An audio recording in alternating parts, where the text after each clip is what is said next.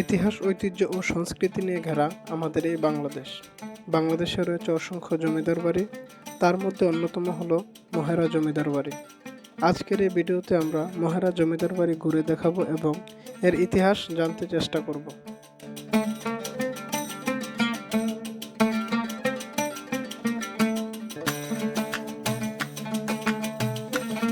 ঢাকার যে কোনো জায়গা থেকে একদিনে ঘুরে আসতে পারেন মহেরা জমিদার বাড়ি।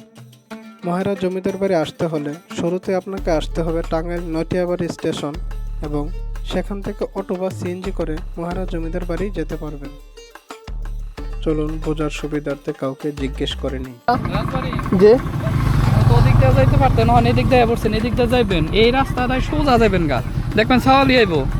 সাওয়ালি থেকে মনে করেন যে রাইট লেফটে যাইবেন, লেফটে গেলে পরে আবার সোজা যাবেন, আপনার সামনে পড়বো। কালের বিবর্তনে হারিয়ে গেছে জমিদারি প্রথা, রয়ে গেছে জমিদারের স্মৃতিস্তম্ভ। ইতিহাসবিদদের মতে 1890 সালে স্পেনের কর্ডোবা নগরীর আদলে মহেরা জমিদার বাড়িটি তৈরি করা হয়। 1890 সালের পূর্বে কালীচরণ সাহা এবং আনন্দ সাহা নামে দুই ভাই কলকাতার ডাল এবং লবণের ব্যবসা করে প্রচুর অর্থ উপার্জন করে এবং চলে আসে মহেরা গ্রামে। মহেরা গ্রামে তারা 1774 শতাংশ জমির উপর এই সুবিশাল বাড়িটি নির্মাণ করে। পরে ব্রিটিশ সরকারের কাছ থেকে অর্থের বিনিময়ে জমিদারি প্রথা কিনে নেয়, শুরু হয় তাদের জমিদারি।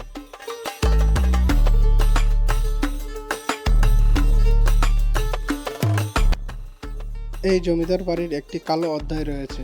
1971 সালে পাক হানাদার বাহিনী জমিদার বাড়ি আক্রমণ করে।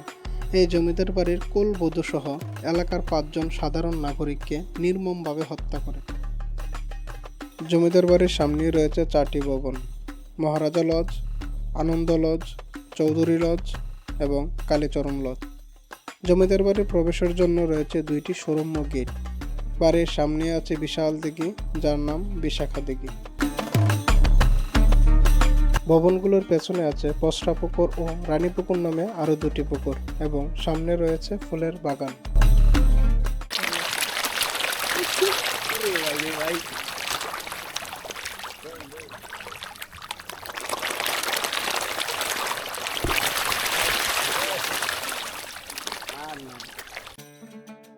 মহেরা জমিদার বাড়ির মতো সুন্দর যত্নে সংরক্ষিত জমিদার বাড়ি খুঁজে পাওয়া কঠিন। মহেরা জমিদার বাড়িটি বর্তমানে বাংলাদেশ পুলিশ ট্রেনিং সেন্টার হিসাবে ব্যবহৃত হচ্ছে। আনন্দ লজ। মহেরা জমিদার বাড়ির সবচেয়ে আকর্ষণীয় ভবন হলো আনন্দ লজ। নীল ও সাদা রঙের মিশ্রণে ভরা ভবনটির সামনে 8টি সুদৃশ্য কলাম রয়েছে। 3 তলা বিশিষ্ট ঝুলন্ত বারান্দা এ ভবনকে করেছে আরও দৃষ্টিনন্দন। আনন্দ লজের সামনে হরিণ, বাঘ ও পশু পাখির ভাস্কর্য সহ একটি চমৎকার বাগান রয়েছে।